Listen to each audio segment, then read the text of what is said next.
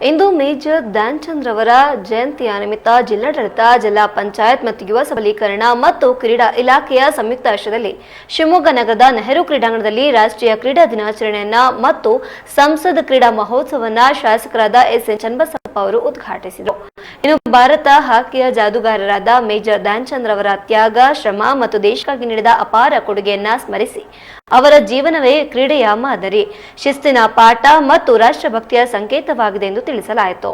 ಇನ್ನು ಪ್ರಧಾನಮಂತ್ರಿ ನರೇಂದ್ರ ಮೋದಿ ಅವರ ದೂರದೃಷ್ಟಿಯ ಖೇಲೋ ಇಂಡಿಯಾ ಮತ್ತು ಫಿಟ್ ಇಂಡಿಯಾ ಕಾರ್ಯಕ್ರಮದ ಸ್ಫೂರ್ತಿಯಿಂದ ಯುವಕರಲ್ಲಿ ಆರೋಗ್ಯ, ಶಾರೀರಿಕ ಸಾಮರ್ಥ್ಯ ಹಾಗೂ ಕ್ರೀಡಾ ಚೇತನೆಯನ್ನ ಬೆಳೆಸುವ ಉದ್ದೇಶದಿಂದ ಈ ಕ್ರೀಡಾ ಮಹೋತ್ಸವವನ್ನು ಆಯೋಜಿಸಿಕೊಂಡಿದ್ದು, ಇದು ನಮ್ಮ ಜಿಲ್ಲೆಯ ಪ್ರತಿಭಾವಂತ ಕ್ರೀಡಾಪಟುಗಳಿಗೆ ತಮ್ಮ ಸಾಮರ್ಥ್ಯವನ್ನ ಮೆರೆದಾಡಲು ಒಳ್ಳೆಯ ವೇದಿಕೆ ಅಂತ ತಿಳಿಸಿದರು.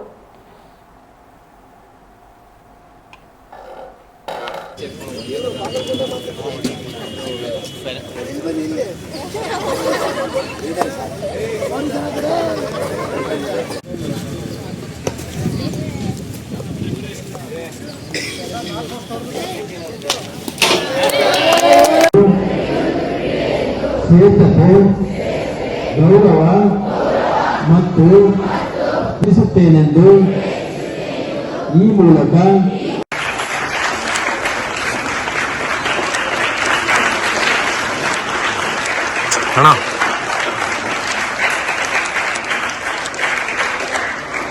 ಒಂದು ತಾಕತ್ತಿರುವಂಥದ್ದು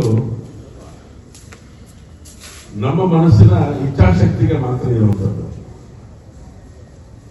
ಧ್ಯಾನ್ ಚಂದ್ ಒಬ್ಬರೇ ಇಷ್ಟೊಂದು ದೊಡ್ಡ ಸಾಧನೆ ಮಾಡ್ಲಿಕ್ಕೆ ಸಾಧ್ಯ ಆಗ್ತಿತ್ತ ಅಂತ ಹೇಳಿದ್ರೆ ಸಾಧ್ಯ ಆಗ್ತಿರಲಿಲ್ಲ. ಒಟ್ಟು ತಂಡದಲ್ಲಿ ಆ ತಂಡದ ತಾಕತ್ತನ್ನ ಗಮನದಲ್ಲಿ ಇಟ್ಕೊಂಡು ಯೋಚನೆ ಮಾಡಿದಾಗ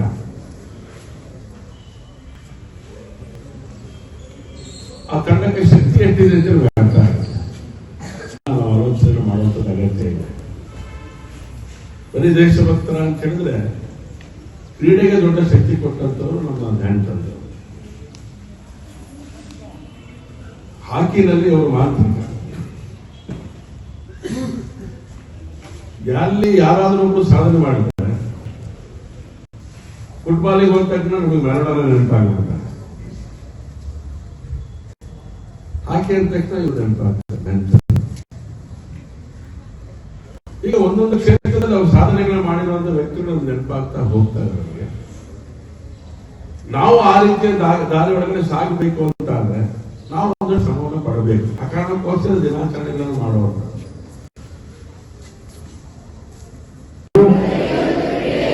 ಶ್ರೇಷ್ಠತೆ, ಗೌರವ ಮತ್ತು ತಿಳಿಸುತ್ತೇನೆ